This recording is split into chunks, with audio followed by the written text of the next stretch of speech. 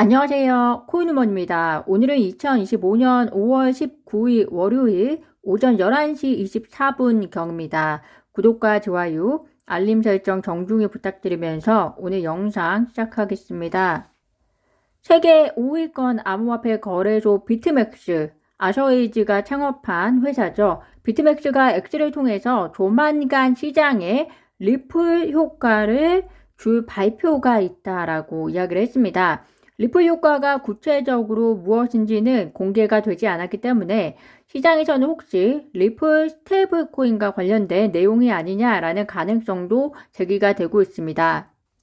이것이 바로 비트맥스가 올린 내용이고요. 이번 주 리플과 관련된 이벤트는 5월 19일, 그러니까 현지 시간으로 5월 19일 CME 그룹의 XRP 선물 출시가 있는데요. 비트맥스의 경우에는 이미 XRP 선물을 출시했기 때문에 리플의 스테이블 코인 RAUSD 상장과 관련된 내용이 아니냐라는 시장의 추정이 있습니다. 그런데 리플의 스테이블 코인 상장과 관련된 것이라면 비트맥스가 굳이 구체적인 내용을 밝히지 않을 이유가 없는데요. 뜸을 들이는 것이라면 이보다 더 큰 이슈가 아닌가 생각이 듭니다. 가령 리플과 비트맥스의 파트너십을 통해서 리플의 스테이블 코인과 XRP를 주된 브리징 자산으로서 구축하려고 하는 것 정도는 되어야 리플 효과라고 말할 수 있을 것 같은데요. 따라서 이번 주 소식을 기다려 보시면 좋을 것 같습니다. 최근에는 또 메타가 리플을 인수할 수 있다라는 소식이 떴는데요. 이 이야기의 출처는 한 유튜브 채널에서 열렸던 XRP 라스베거스 행사에서 베로우라는 패널이 참석해서 메타라는 회사가 스테이블 코인과 국경 간 결제에 관심이 있고 따라서 뛰어난 기술을 가진 리플을 인수하는 것도 생각해 볼 수 있다라고 이야기한 점입니다. 그런데 투자자분들께서 생각해 보시면 리플이 어디에 인수를 당한 회사는 아닐 겁니다. 오히려 리플이 현재 다른 회사를 인수해서 외형 확장이라든지 암호화폐 사업을 키워가면서 금융과 관련해서 리플이 원스톱 솔루션을 제공하려고 비전을 가지고 있기 때문에 메타가 아무리 큰 회사이기는 하지만 누군가에게 인수가 될 것으로 보이지는 않습니다.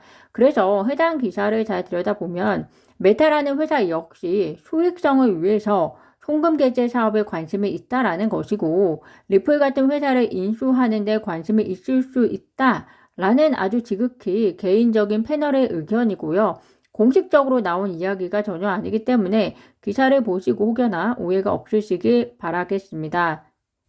오히려 우리는 더 현실적인 호재 가능성에 집중을 해야 하는 때인데요. 바로 그것이 XRP 현물 ETF 승인 여부입니다. 비록 프레시 판사가 리플과 SEC 합의에 의한 판결문 수정 관련 기각 결정을 했지만 올해 XRP 현물 ETF 승인 가능성이 지금 이 시간 기준으로 83% 정도로 매우 높은 상황입니다. 80%대가 얼마 전에 잠깐 흔들렸다가 바로 회복한 상황인데요. 바로 다음에 있을 XRP 현물 ETF 승인 여부 타임라인이 프랭클린의 XRP 현물 ETF로 그것은 6월 17일 결정이 되는 것으로 알려졌습니다. 6월이라면 폴 애킨스가 취임한 지 벌써 한 달이 이미 지난 때이기 때문에 아예 가능성이 없는 이야기는 아닌데요.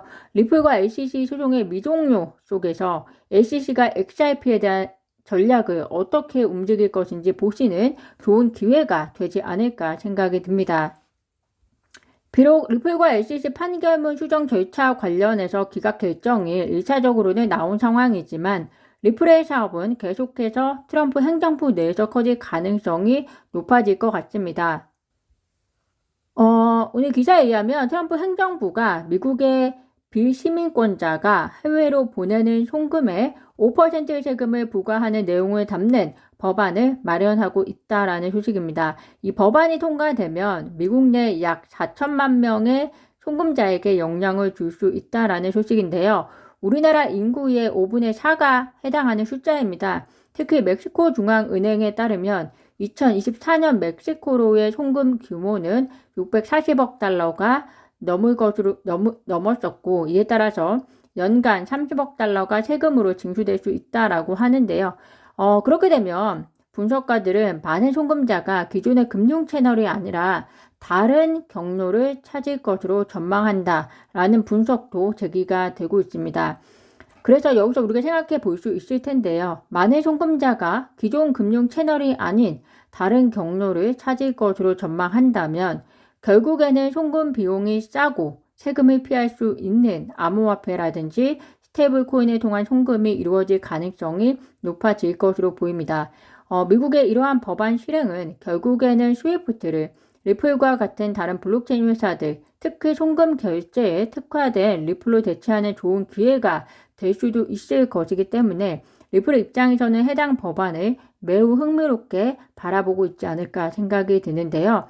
다만 미국이 이러한 법안을 추진하는 이유 중에 하나는 결국에는 미국의 세수의 증대 목적이 있을 것이기 때문에 이를 상쇄시킬 수 있는 리플의 미국에 대한 역할이 무언가 있어야 할 것으로 보입니다. 그것은 결국 리플이 스테이블 코인 회사인 만큼 미국의 국채를 매입해 주는 것으로 연결될 가능성도 있다라고 추정이 되는데요. 특히 현재 무디스에 의해서 미국의 신용 등급이 강등이 되었고 그 이유가 미국의 재정 지출로 인해서 적자가 증가하고 있는데 재정 적자를 메꿀 수 있는 가능성이 많아 보이지 않기 때문이었습니다. 미국의 재정 적자 중에서도 상당 부분을 차지하고 있는 것이 바로 이자라는 사실 잘 아실 텐데요. 그럼에도 불구하고 현재 연준은 금리 인하의 조짐을 보여주지 않고 있습니다. 그렇다고 미국이 관세를 계속해서 강하게 부과하게 되면 미국 내 경기 침체 가능성도 높아지면서 동시에 인플레이션 우려가 있기 때문에 따라서 최근에 미국이 월마트의 가격 인상 계획을 철회하라고 압박하는 한편 또 다른 한편으로는 관세 협상에 성실히 응하지 않는 나라는 고관세를 통보하겠다라고 협박하고 있는 것으로 보아 미국 행정부의 심기가 지금 매우 불편하다. 그래서 지금 현실감과 냉철한 판단 감각을 가지고 앞으로 행보를 보여줄지에 대한 의문이 조금 생기는 시점입니다.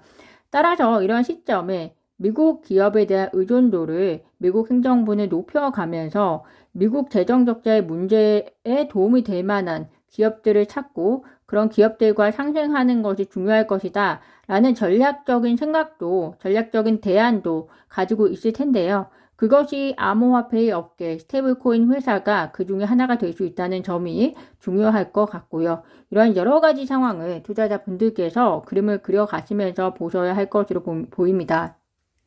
오늘 제가 준비한 소식은 여기까지입니다. 오늘도 영상 시청 진심으로 감사드리고요. 구독과 좋아요, 알림 설정은 코인우먼에게 큰 힘이 됩니다. 감사합니다.